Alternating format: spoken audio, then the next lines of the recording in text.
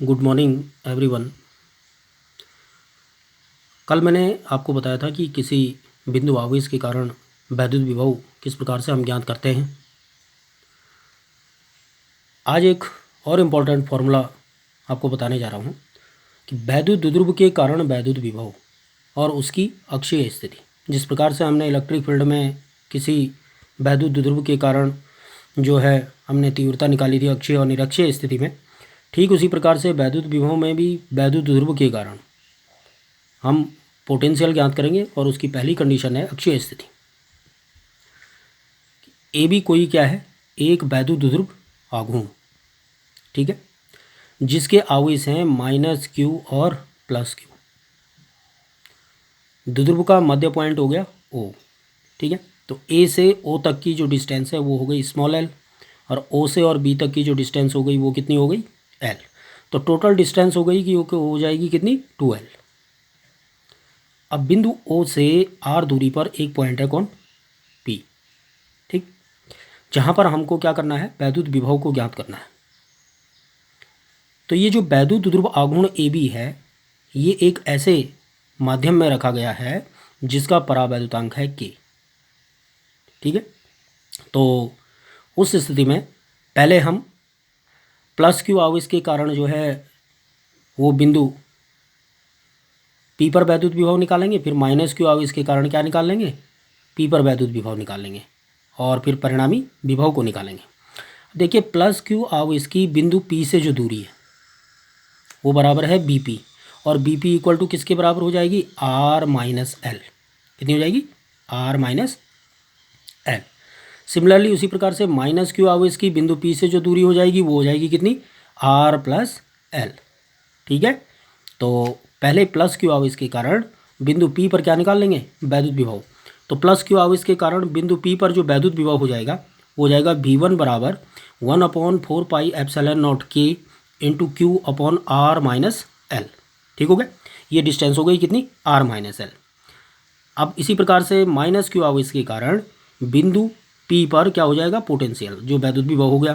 तो -q आवेश के कारण है तो साइन चेंज हो जाएगा इसका, V2 equal to -1/4πε0K into Q/R+L, ठीक।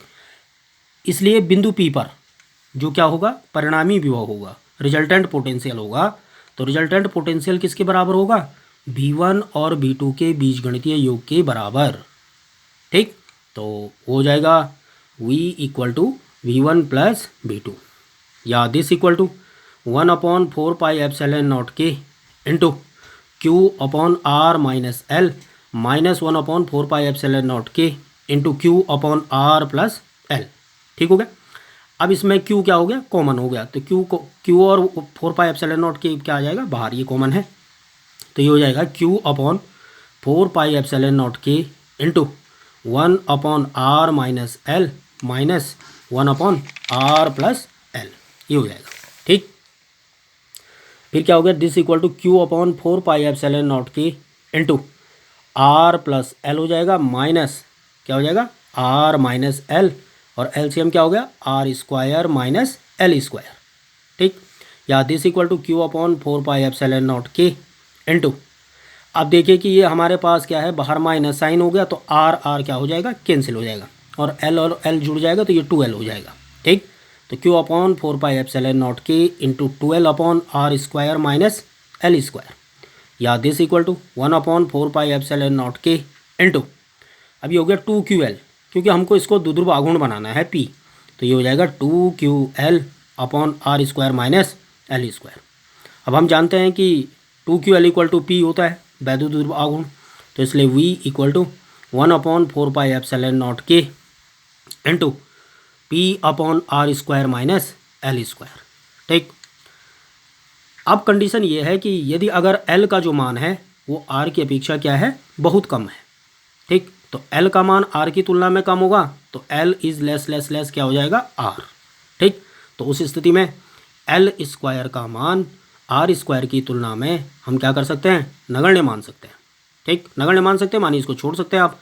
तो V equal to 1/4πε0K into P/R²।